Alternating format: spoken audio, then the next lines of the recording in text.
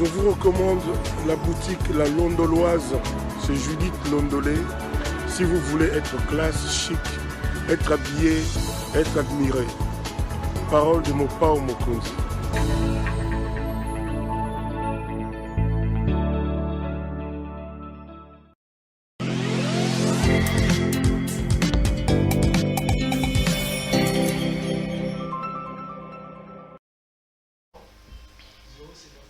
Madame, Messieurs, bonjour et bienvenue à ce nouveau numéro de l'émission Contre nous soit dit, ce magazine d'analyse d'actualité politique, sociale, économique et même juridique qu'on a lancé ici à CPL Télévision. On trouve des questions importantes qui retiennent l'actualité dans plusieurs domaines. Un invité m'accompagne sur le plateau pour tenter de les décortiquer. Il est jeune, mais il a vraiment décidé de se lancer dans la politique.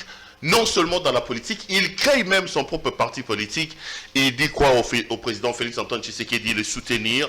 Aujourd'hui, les amis, je vous amène donc dans l'univers des partis politiques. On reviendra également sur les grandes questions d'actualité de l'heure. La question du retour ou non de l'armée ougandaise sur le sol congolais. Vous le savez, nos confrères des RFI ont annoncé que le président Félix Tshisekedi a accepté la présence des Ougandais chez nous. On parlera, on revient sur Congo Hold Up, sans oublier des questions importantes de gestion de Félix-Antoine Tshisekedi Tshilombo. Lui, c'est donc Popol Djamani. Monsieur Djamani, bonjour. Bonjour. Merci d'avoir accepté notre invitation. Vous êtes président national de l'Alliance des valeurs républicaines, AVC. AVR, donc. Vous venez de créer un parti politique qui s'appelle Alliance. Pourquoi avoir décidé de créer un parti politique? Il y a le PPRD, il y a l'UDPS, il y a le MLC, il y a tous ces grands noms des partis politiques dans le pays. Vous êtes jeune. Pourquoi ne pas adhérer carrément dans un parti déjà structuré qui existe? Parce que nous avons des ambitions de changer le Congo et parce que nous voulons faire autrement. Et pour ce faire, il était important pour nous de nous mettre dans une nouvelle dynamique qui voudrait que nous puissions valoriser notre engagement politique et citoyen. Donc vous pensez que dans ces partis politiques-là, vous ne trouvez pas vos engagements, dans ces partis politiques-là, les valeurs par vous défendues ne sont pas garanties, c'est ce que vous voulez dire, pour que finalement vous veniez ajouter un autre parti dans cet environnement de presque 1000 partis politiques dans le pays? La Constitution de la République démocratique du Congo et les lois subséquentes n'interdisent pas à qui que ce soit de pouvoir créer un parti politique. Ah, donc vous créez un parti politique seulement parce que les lois ne l'interdisent pas, c'est ça?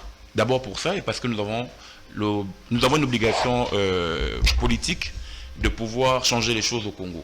Et nous voulons commencer quelque part. Non mais je pose la question, les partis politiques existaient déjà. Vous pensez qu'avec les partis politiques qui existent, il était impossible de changer le Congo?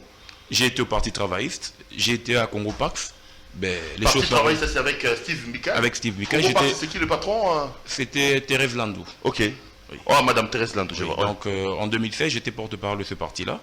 En 2011, j'étais candidat du parti Steve Mika. Ben, aujourd'hui, je me suis lancé dans mon propre parti avec nos membres.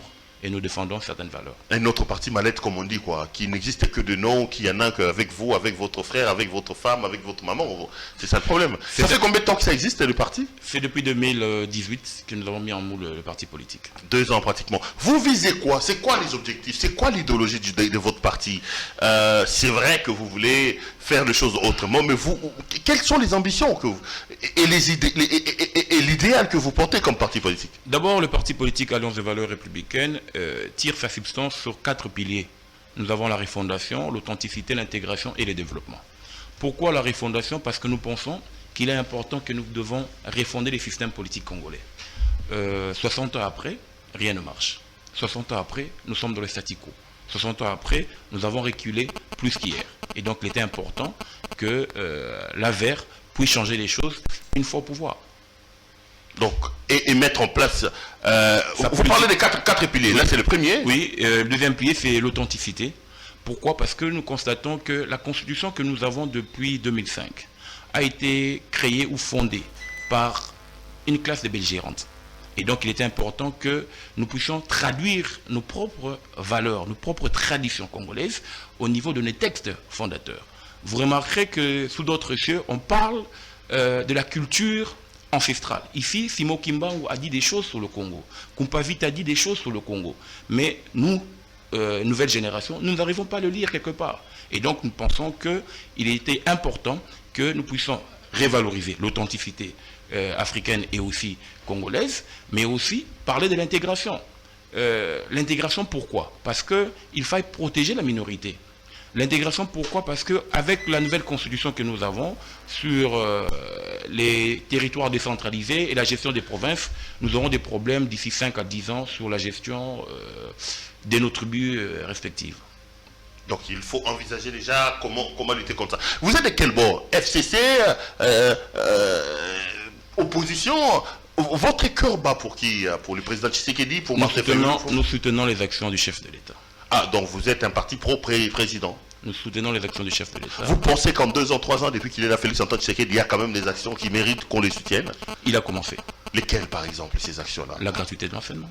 Et il y en a dans ce pays, la gratuité de l'enseignement, vous croyez? Il a commencé le premier mandat avec Ilukamba, ça a commencé. Quand bien même il y a eu des problèmes aujourd'hui, vous savez qu'on est pratiquement en train de rentrer un enseignement payé.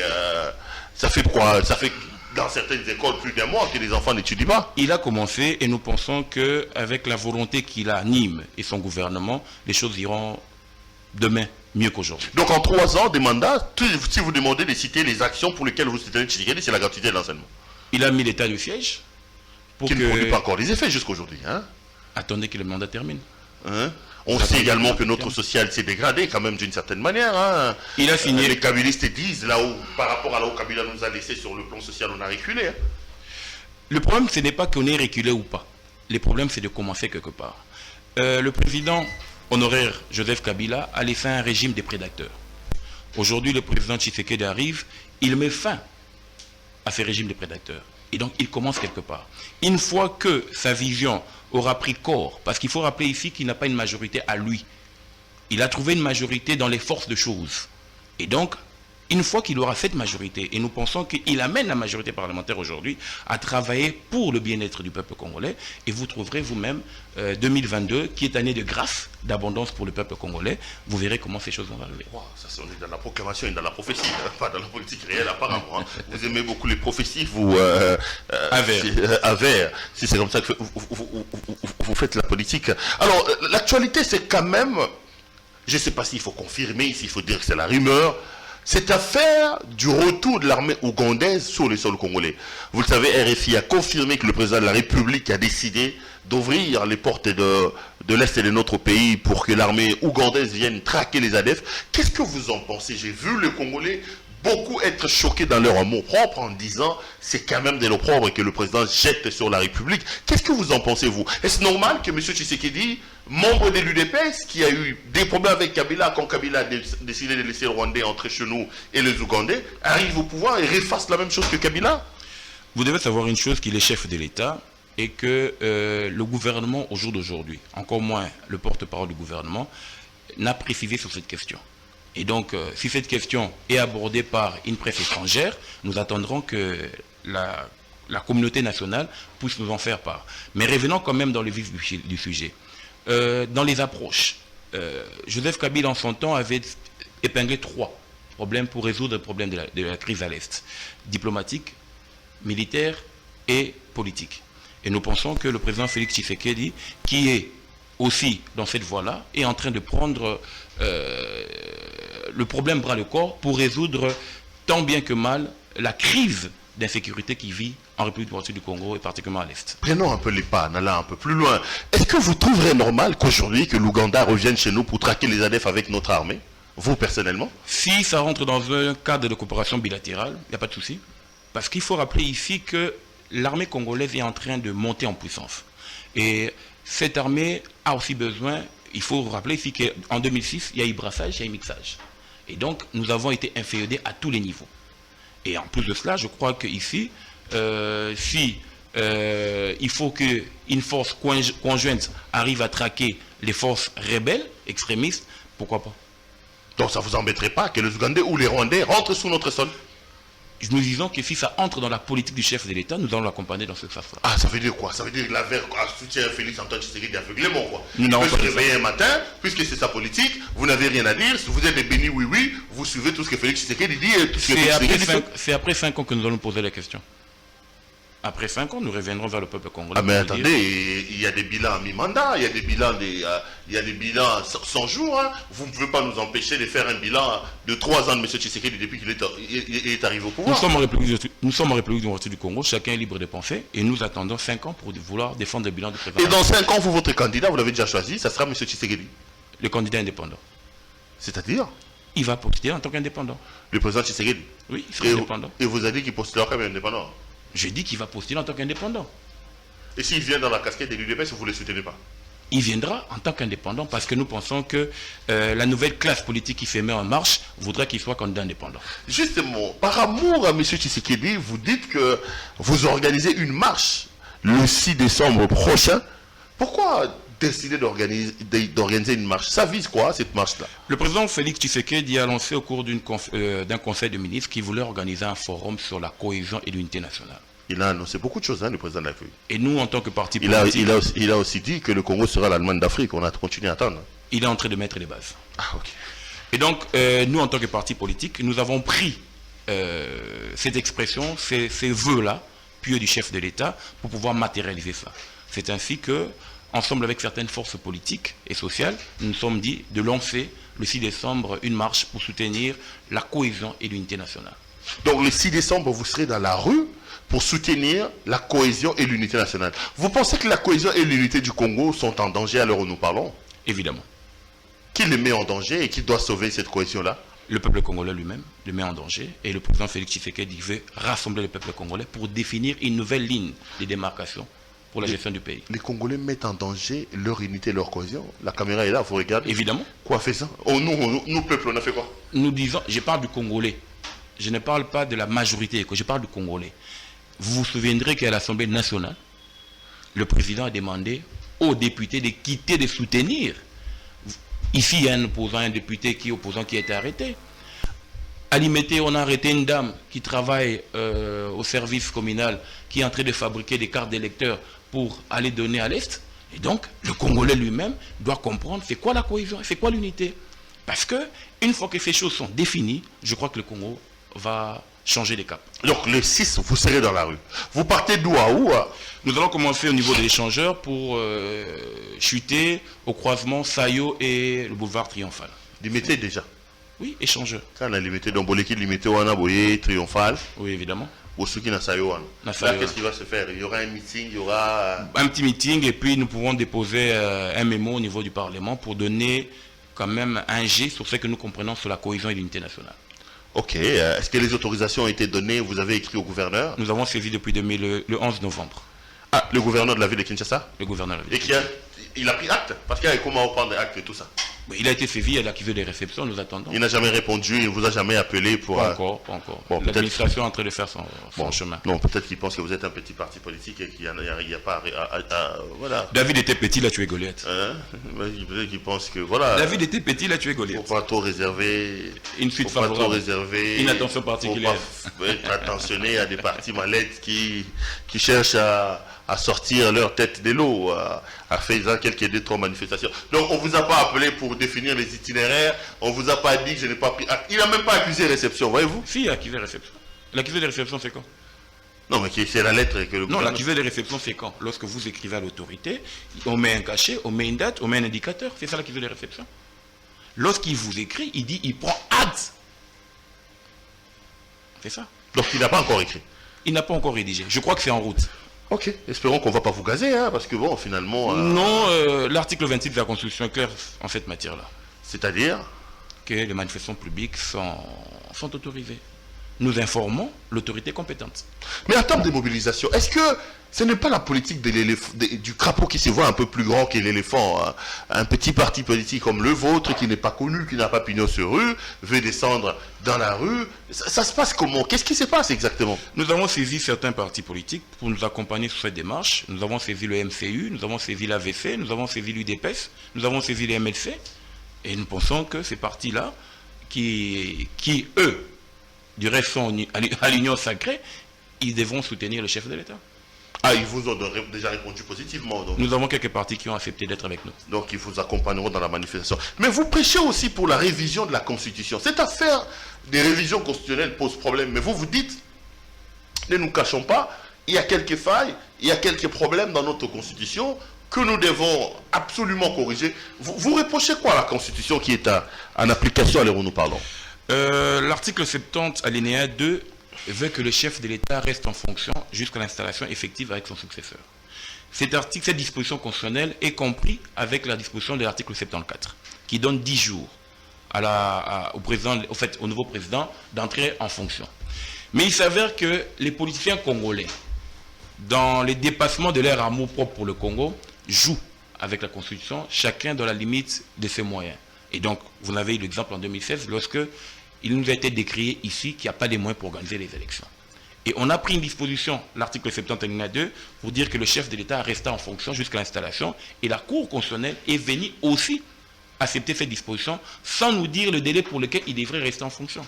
C'est là déjà, ça pose un problème, parce que si demain il n'y a pas élection, on reviendra sur cette même chose. Et le deuxième problème, nous disons ceci, c'est que lorsque le candidat président de la République, confirmé par la Cour constitutionnelle et déclaré par la CENI, décède avant l'investiture, quels sont les mécanismes que la Constitution prévoit pour convoquer les nouvelles élections?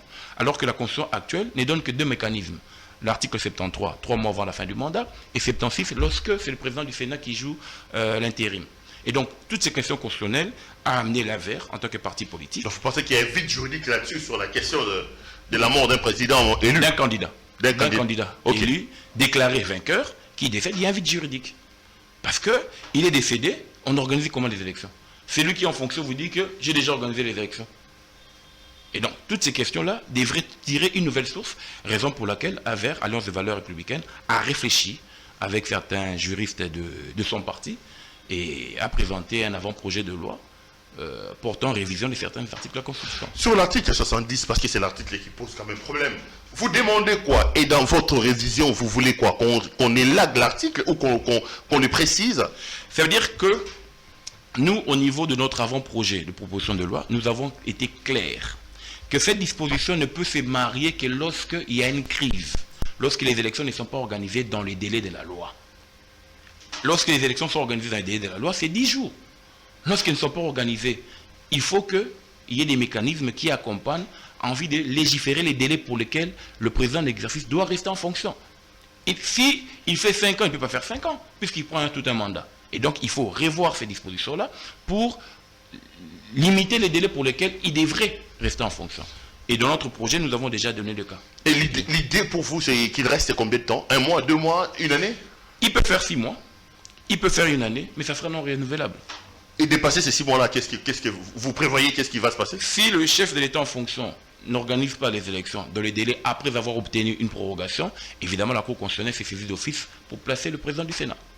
Ah ok, donc en cas de dépassement de ces prolongements-là, oui, c'est le président du Sénat. Donc plus question de se dire, je suis là, je n'organise pas les élections, je reste comme... Oui, vous pouvez être là, vous n'organisez pas l'élection, ou vous ne donnez pas le moyen, ou vous n'appliquez pas la disposition 69 qui dit que vous êtes garant des bons fonctionnements des institutions. On vous accorde une prorogation de 6 mois, d'1 année, non renouvelable. Dépasser ces délais, si nous revenons dans le mécanisme préalable, évidemment, la Cour constitutionnelle s'est saisie d'office pour pouvoir vous demander de pouvoir laisser la chaise.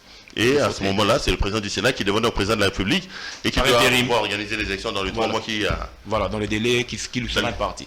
D'accord, d'accord. Donc, et pour ça, vous avez déjà un avant-projet rédigé? Déjà rédigé.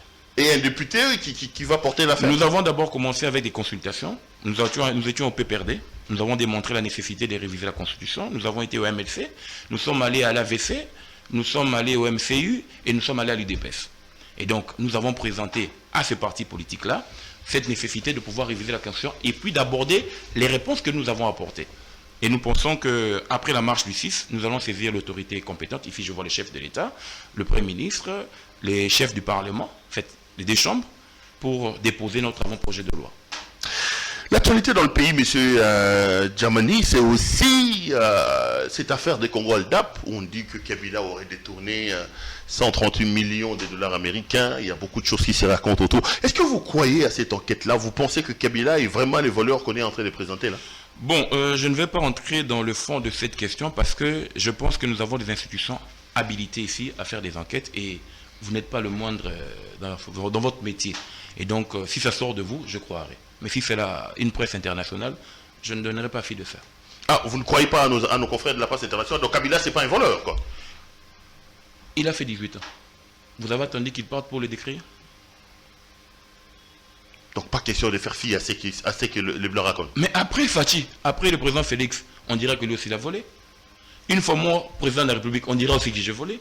Puisque la République démocratique du Congo devient un pays solution pour beaucoup dans le problème du climat. Et donc chacun veut vendre une certaine connotation au président qui est en fonction, au détriment de ceux qui ne sont pas là. Nous avons un parquet, nous avons une cour de compte, nous avons une inspection générale des finances. Et donc, si cette information est fondée, c'est d'abord ces personnes-là qui devraient préalablement ouvrir des enquêtes et non attendre une presse internationale pour nous donner des idées sur ce qu'on doit faire. Lorsque Sarkozy est allé signer des engagements avec Kadhafi par rapport à sa campagne électorale, la presse congolaise en avait parlé pour qu'ils ouvrent une enquête de l'autre côté? Non. C'est quand même bizarre que ce soit quelqu'un qui soutient Félix Tshisekedi qui tient un discours comme ça. Hein. Je l'ai dit. Je parle de la refondation. Le président de la République, quand il a pris le pouvoir, il a dit qu'il ne va pas fouiller dans le passé. Le président honoraire a fait son temps. Si nous pensons notre temps à voir ce que l'autre a fait, nous n'allons pas construire le Congo. Nous n'allons pas construire le Congo. Donc c'est le discours de Kabila qui a bloqué, c'est Kabila qui bloquait, c'est un discours pour vous qui ne passe pas. Ça ne passe plus. Ça ne passera pas. Kabila a fait son temps. Bon, Kabila quand il est arrivé, va parler de Mobutu ou de Mouzé. Pourquoi vous parlez de Kabila alors qu'il y a eu Mobutu, il y a eu Mouzé? Le président Félix est là, qui les regarde. Il a des ressources naturelles, il développe un programme d'action et nous allons de l'avant. Il a un mandat à défendre d'ici là et nous devons le prêter main forte pour que les Congolais se retrouvent dans sa légitimité, dans son identité. En quoi Félix Tshisekedi est-il différent de Kabila selon vous? Cette différence sur quel plan? Politique? Spirituel? Par la gestion de la République, oui. Parce que là, ce sont des hommes publics. Politique, en quoi le mandat de Félix est différent de celui de Kabila? Parce que Kabila a quand même été présenté comme les diables, comme l'assassin, comme le voleur. Kabila, le président Kabila prend le pouvoir alors que personne n'espérait de lui. Alors que son père était décédé. On trouve un mécanisme, il prend le pouvoir. Il organise les premières élections, dites démocratiques. Aujourd'hui, le président Félix Tshisekedi arrive, après l'alternance, il se met à vouloir reconstruire le Congo. Là où le président honoraire a mis des rails, le président Félix Tshisekedi vient avec des locomotives. Là où lui, il va s'arrêter, Popol Djamani, président de la République en 2000 quelque chose, je viendrai avec des hélicoptères. Donc chacun fera son temps. Est-ce qu'ils sont différents? Je dis non, ce sont des Congolais. La même politique, ils travaillent ensemble. Bon gré, mal gré, ils travaillent ensemble. La majorité parlementaire qui est là, c'est Kabila qui l'a laissé. Nous avons, vous connaissez les députés de Congolais, comment ils sont. Donc, effectivement, ils sont ensemble. La différence, c'est qu'au jour d'aujourd'hui, le président Kabila, à son époque, voulait d'abord défendre l'intégrité territoriale. Aujourd'hui, le président Félix Tshisekedi arrive, il dit, je prends un nouveau bâton, j'amène le Congolais maintenant dans sa dignité culturelle. Ok. Vous êtes de l'Union sacrée, je suppose. Je ne suis pas de l'Union sacrée. Vous ne croyez pas trop à l'Union sacrée? Le président de la République ne croit pas même pas ça. Le président Tshisekedi? Il ne croit pas. C'est quand même lui l'autorité morale de l'Union sacrée, non? Il vous a dit ça où? C'est lui qui a créé l'Union sacrée. À Goma, il a dit que l'Union sacrée n'est pas un regroupement politique, n'est pas un parti politique, n'est pas une plateforme électorale. C'est un concept. Oh. Mais oui. Les députés, tout ça, quand on crie l'Union sacrée, c'est pas normal. Les députés de la majorité parlementaire, lorsqu'ils vont voir le président Félix Tshisekedi, ils vont le voir comme président de la République. Pas comme autorité morale de l'Union sacrée. C'est où? Où est le porte-parole? Où sont les membres? Je posais cette question-là parce que j'allais quand même poser une autre question par rapport à l'attitude de Katumbi qui dit qu'il partira, qui dit qu'il partira pas. Il y en a qui disent qu'il est en train de mettre les bâtons dans le roue de Tshisekedi, combattre Tshisekedi de l'intérieur. Vous croyez aussi que Katumbi c'est un élément dangereux qu'on doit extirper aux côtés de monsieur le président de la République? Le président Moïse Katumbi est un candidat potentiel pour les élections à venir. Il est membre... Il a décidé d'accompagner le chef de l'État.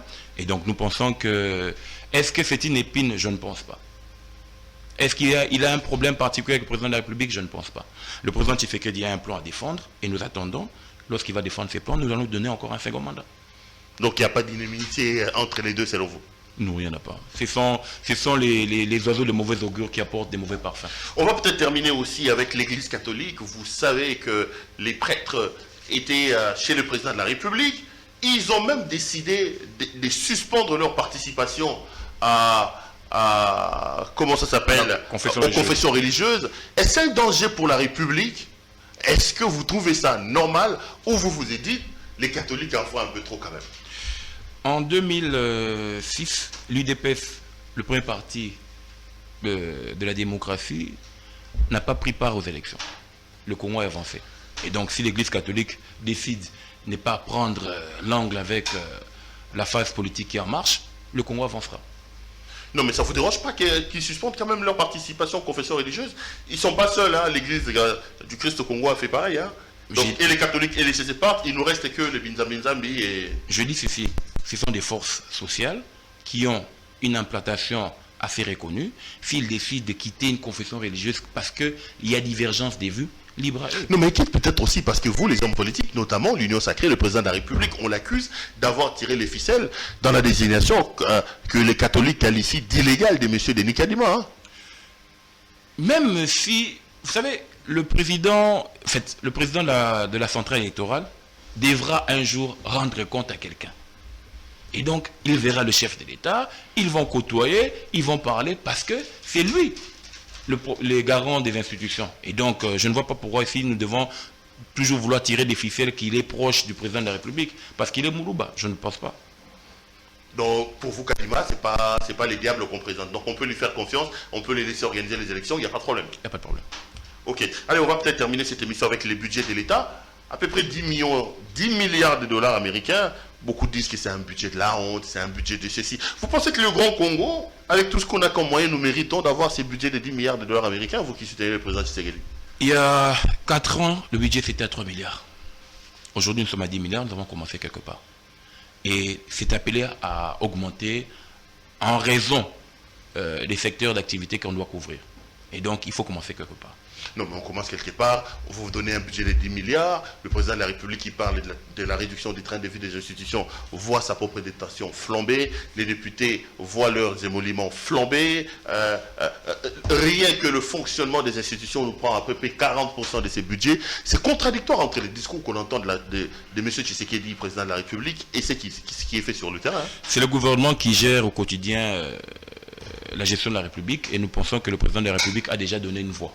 Il appartient maintenant au Premier ministre de pouvoir mettre ça en pratique. Non, mais les budgets quand même discutés en Conseil des ministres. Le Conseil des ministres est présidé par le président de la République. C'est pourquoi nous disons ceci. C'est aussi ça, cette contradiction que nous avons au niveau de la Constitution. Parce que c'est le Premier ministre qui agence la politique nationale. Et donc, le président de la République peut avoir un souhait, peut émettre un vœu, et c'est le Conseil des ministres qui en décide. Par rapport à la réduction des trains de vie, nous pensons que le gouvernement devra étaler une politique pour dire on réduit quoi, par rapport à quoi et pourquoi. Donc le président, il ne faut pas lui poser des questions, il faut poser des questions à Michel. C'est au Premier ministre. Ah là là, ah là là. Le chef de l'État n'a que une déclaration qu'il fait une fois l'an devant le Congrès. Donc Toti Kayazan est innocent quoi. Ah, ça va déjà innocent. Ok, on va terminer. On va terminer, M. Djamani. Un mot peut-être sur le bloc patriotique. Vous avez été surpris de voir Kabila avec Martin Fayulu dans le cadre du bloc patriotique? Kabila et Martin Fayulu étaient où? Bloc patriotique, la Mouka et FCC ensemble. Vous avez vu Kabila avec Martin Fayulu? Non, mais je parle de leur autorité morale. Hein. Ce sont des personnes qui veulent avoir une certaine connotation aujourd'hui. Kabila n'est pas au bloc patriotique. Kabila est membre de la plateforme qui soutient le président Félix Tshisekedi. Kabila est avec le président Félix Tshisekedi? Oui. Mais ils ont parlé d'un accord. Cet accord était dissous? Non, mais l'accord a été dissous. Le président dit qu'il est bloqué, qu'ils ont l'humilier. Non, ça ce sont les membres qui accompagnent. Mais Kabila et Tshisekedi, il y a un accord. Donc, Bati et Léo Bazarana vont ensemble. Oh, Bazalit. Ah, donc Fayoul avait raison quand il nous disait de faire attention, que c'est la deuxième grossesse, c'est ceci, c'est cela. Et lui, il est où? Lui, Fayoul est où? Lui, Fayoul est où? Il est aussi dans les blocs de Tshisekedi et de Kabila. Mais ils sont ensemble, hein? On apprend. Allez, M. Djamani, merci d'être venu nous voir. Les Congolais vous regardent. Le siège de votre parti est où? Nous sommes en train d'installer notre siège. En train d'installer, donc nous avons quitté. Non, nous avons quitté. Nous étions à Bandal. Non, nous étions à Bandal. Voyez-vous? Nous étions à Bandal. Nous étions à Bandal. On n'a même pas de siège. Non. C'est Tozalaki na Bandal, na Nzobe 35. Tokomi na sosa, todo tchane couleur. Ah bon? Ah, tout comme la sauce, tout du moins Nous sommes après l'église de Sony Kafuta. Avant, vous étiez où? Ici à Bandal? Bandal, oui. Vers un bloc Voilà, commercial ici. Voilà. Parce que tout ça, comme dans mon bureau, mon n'est pas Badbakoum et Belé. Maintenant, vous allez vers Sony Kafuta? Oui. Mais pour non. Pas Sony Kafuta, comment ça s'appelle? Koutino, Assosa. Ah, ok, mais pour quelqu'un qui veut adhérer, qui veut vous rencontrer, il fait comment? Est-ce qu'il y a des conditions? Il fait quoi, moi? Quelqu'un qui vous suit, qui veut entrer en contact avec vous, qui veut peut-être devenir membre des AVER? Bon, il peut d'abord commencer par appeler le président, mais s'il vient, nous sommes là, je suis tout le jour là-bas en train de voir comment est-ce qu'on est en train de faire les travaux de... Vous dites c'est à côté de Koutino? Nyangara, Assosa.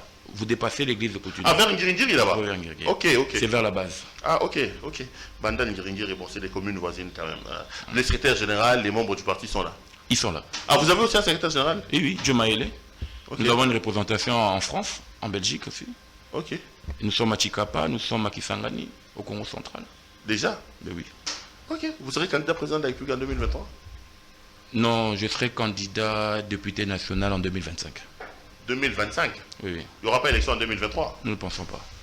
Ok. Il y aura un glissement de 2 ans, quoi. La Constitution le dira. Ok. On va terminer l'émission. Donc, vous laisserez à la FUNA ici? Oui, à la FUNA. Donc, quand vous avez échoué avec Steve Mikaï, vous avez échoué? Non, avec Steve Mikaï, nous sommes allés. Bon, à cette époque-là, Steve Mikaï, bon, il était fait qu'il est. Et il est fait qu'il est. C'est-à-dire? Il est fait qu'il est le président de son parti. Et nous avons trouvé que nous n'avons pas eu à se comprendre sur certaines marches et je me suis retiré. Je dépose ma candidature et après je reviens. Certaines choses ne marchent pas, je me suis retiré. Ah, donc vous n'avez pas battu campagne? Je n'ai pas battu la campagne. Mais j'étais inscrit sur la liste. Ok, d'accord. Donc en 2025, vous serez candidat? Je serai candidat en 2025. Merci. Les Congolais vous regardent, vous leur dites quoi avant qu'on clôture totalement cette émission?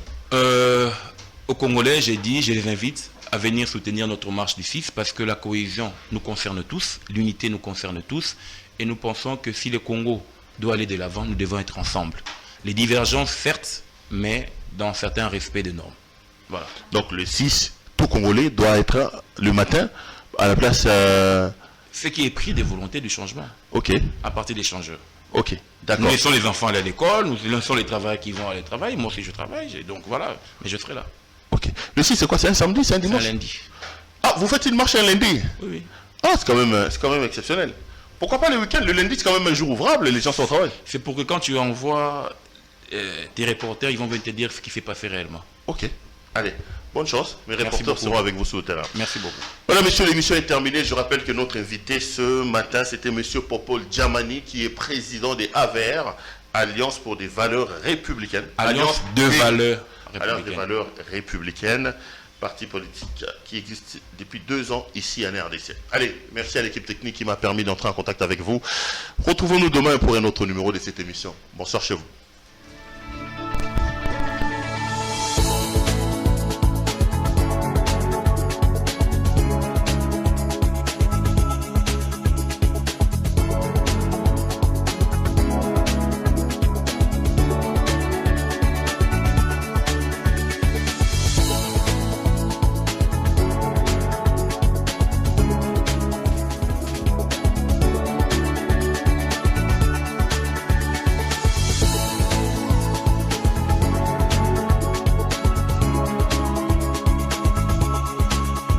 Je vous recommande la boutique La Londoloise, c'est Judith Londolé. Si vous voulez être classe, chic, être habillé, être admiré. Parole de Mopao Mokonzi.